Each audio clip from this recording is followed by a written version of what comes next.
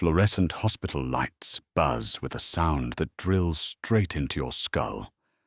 At 2 in the morning, the emergency room is a purgatory of bad coffee, exhausted nurses, and quiet despair. The phone call lasted barely 10 seconds. She didn't ask him to come. She just stated a fact. 20 minutes later, the sliding double doors parted. He didn't bring his men. He didn't carry a weapon. He just brought a silence heavy enough to suffocate the room. Adrian Cross did not sleep. Sleep was a vulnerability, a temporary death he couldn't afford. At 2 in the morning, his penthouse office was a tomb of glass and steel overlooking the sprawl of Chicago. The city below was a grid of amber streetlights and moving shadows, a machine that never stopped grinding. Adrian sat behind a desk of reclaimed mahogany, a ledger open in front of him, a glass of lukewarm rye whiskey resting near his knuckles. He wasn't a man given to excess. He wore a simple black button-down, sleeves rolled up to the forearms, revealing the faded ink of a life he had supposedly left behind.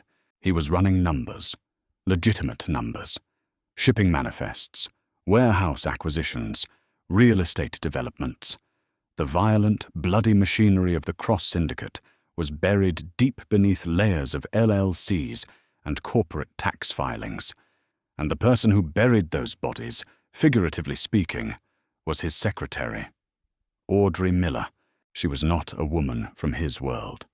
She didn't grow up dodging bullets in the South Side, and she didn't have uncles who went to federal prison for racketeering. She was a Cornell graduate with a degree in accounting and a mind like a steel trap. 5 years ago, she walked into his legitimate front company for an interview. 3 months in, she found the discrepancies in the books. Instead of going to the police, she walked into his office, placed a corrected ledger on his desk, and told him his previous accountant was stealing from him. She saved him $2 million and a federal indictment. He offered her a job on the spot. Double the salary, unparalleled benefits, and one ironclad rule. You see everything, you fix the math, and you never ask where the cash comes from. She agreed. For 5 years, she had been the only indispensable moving part in his empire. She managed his schedule, laundered his capital, and stood as a firewall between him and the chaos of the streets. She was professional to a fault. Hair always tied back, suits always tailored but conservative, a quiet, unassuming force. Then, the private line on his desk rang. It was a heavy, black, analog phone. It wasn't connected to a switchboard. Only 3 people had the number. 2 of them were currently running a port operation in Miami. The third was supposed to be asleep in her townhouse in Lincoln Park. Adrian stared at the ringing phone. A low, cold hum started in the base of his spine. He picked up the receiver. He didn't say hello. "Mr. Cross," Audrey's voice. But it was wrong. The crisp, authoritative tone she used to command his lieutenants was gone. It was replaced by something thin, brittle. "Audrey." Adrian's voice was gravel, quiet and flat. "I'm at St. Jude's Memorial," she said. A harsh intake of breath rattled through the speaker. "I apologize for calling this line. My cell phone was destroyed. I used the hospital phone. The police want to take a statement, and I didn't know who else to call." She didn't sound panicked. She sounded hollow. That was worse. "St. Jude's," Adrian repeated. "I can take a cab home after they finish the stitches. I just needed to inform you I might be late for the 9 a.m. briefing." She was rambling. Shock. "Stay," Adrian said. He hung up the phone. He didn't slam it. He placed it down with terrifying care. He didn't call his security detail. He didn't wake his enforcers. This wasn't a syndicate issue yet. This was his secretary, alone in a public triage center in the middle of the night. He grabbed his keys, threw on a dark wool overcoat, and took the private elevator down to the garage. The drive across the city was a blur of wet asphalt and red lights he didn't stop for. The rain had started, a miserable, freezing drizzle that smeared the street lamps across his windshield. The engine of his Audi sedan growled as he pushed it 80 miles an hour down Michigan Avenue. His mind was a sterile, tactical space. He catalogued the enemies who might want to send a message. The Russians in the North Ward, the remnants of the old Irish mobs, a disgruntled contractor. But no one went after Audrey. She was a civilian. In the intricate, brutal chess game of the Chicago underworld, you didn't touch the accountants. It was bad for business. It invited a kind of retaliation that no one wanted to survive. If someone had touched her deliberately, the rules were suspended. Adrian pulled into the emergency drop-off zone at St. Jude's, leaving the car idling in a tow-away zone. He didn't care. He walked through the sliding automatic doors. The heat of the waiting room hit him first, followed by the smell. Antiseptic, stale sweat, and cheap coffee. The room was crowded with the night's casualties. A man nursing a broken hand, a mother holding a feverish child, a pair of cops leaning against a vending machine, looking bored. Adrian didn't rush. He didn't scan the room frantically. He walked with a heavy, measured gait directly toward the triage desk. People moved out of his way without realizing why.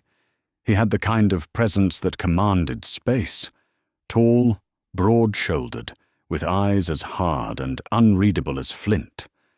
The nurse behind the reinforced glass was typing away, looking exhausted. "Audrey Miller," Adrian said. The nurse sighed, not looking up. "Family only past the double doors, sir.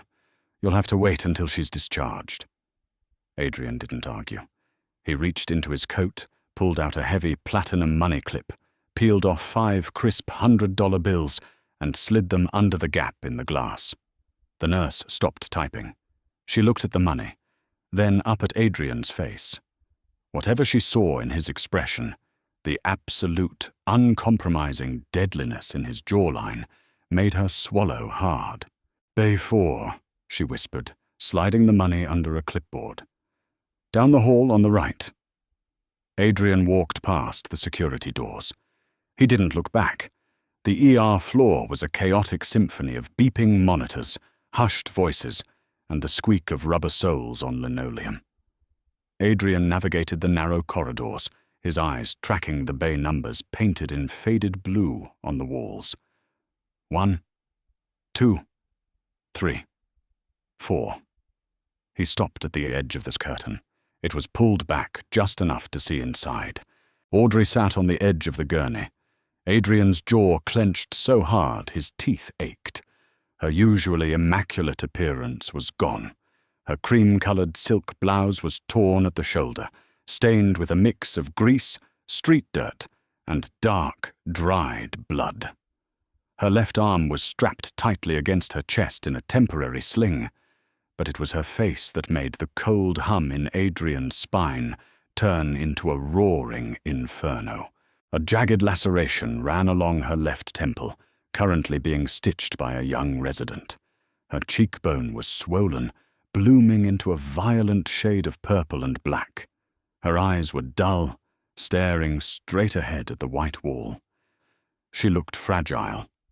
Audrey Miller, the woman who had single-handedly shut down a multi-million-dollar money-laundering sting by finding a loophole in a warrant, looked like she could blow away in a stiff wind. 2 uniformed police officers stood at the foot of the bed, holding notepads. "Ms. Miller, we need you to focus," one of the cops was saying, his tone impatient. "You said a black SUV ran you off the road. Do you remember the make? A license plate?" Audrey blinked slowly. "I told you. It was dark. They didn't just run me off the road. They boxed my car in. 2 men got out." "And then what?" the cop pressed. "Did they ask for your purse? Your keys?" "They didn't ask for anything," Audrey said, her voice trembling slightly. They smashed the driver's side window with a bat. They dragged me out. One of them threw me against the hood. He said—" She hesitated, her eyes flickering.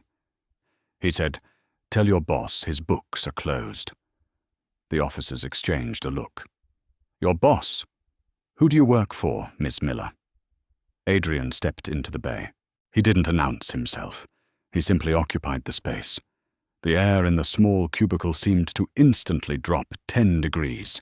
The two cops turned, hands instinctively drifting toward their utility belts at the sudden intrusion. The young doctor paused, needle hovering over Audrey's temple. Audrey's head snapped up. When her eyes found Adrian, the dullness vanished.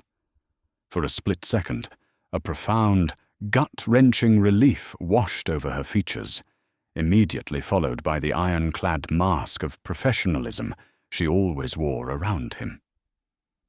"Mr. Cross," she said. Her voice was raspy. "You didn't have to come."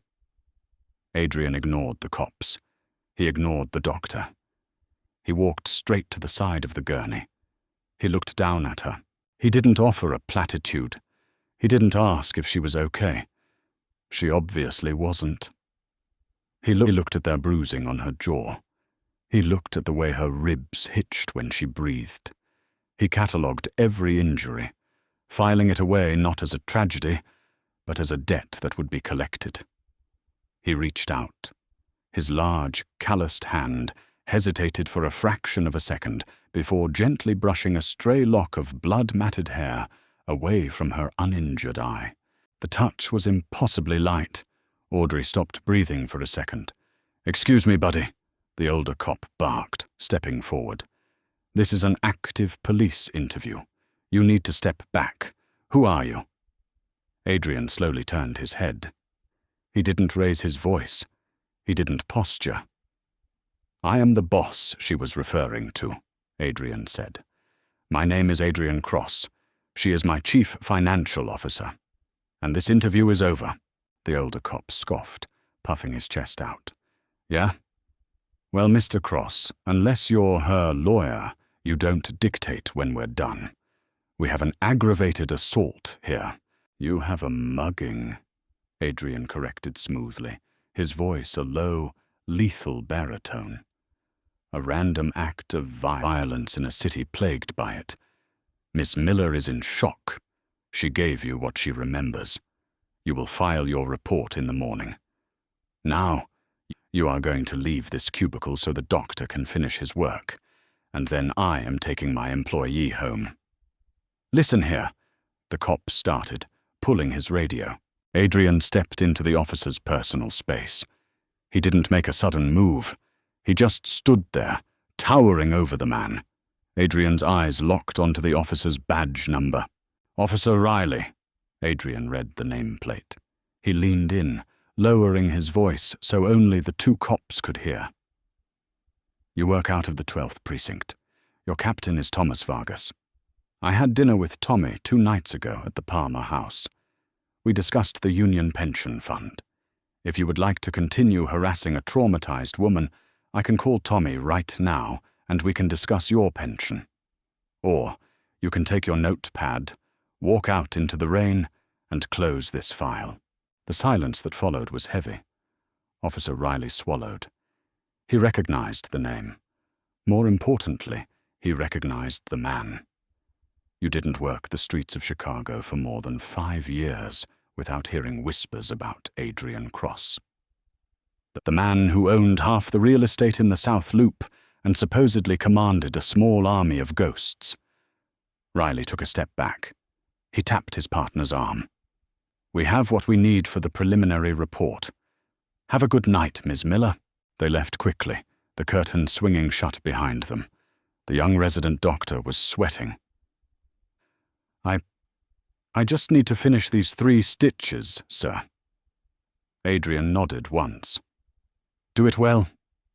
He stood by the gurney, his posture rigid. Audrey watched him. She knew him well enough to read the microscopic shifts in his demeanor, the rigid set of his shoulders, the cold, dead look in his eyes. He was furious. Not at her. At the world that had dared to touch her. She opened her mouth to apologize again, to explain how she was ambushed at the stoplight near her neighborhood. Adrian met her gaze. He shook his head once, just a fraction of a millimeter. Don't speak. The message was clear. There was no need for words. Words were cheap.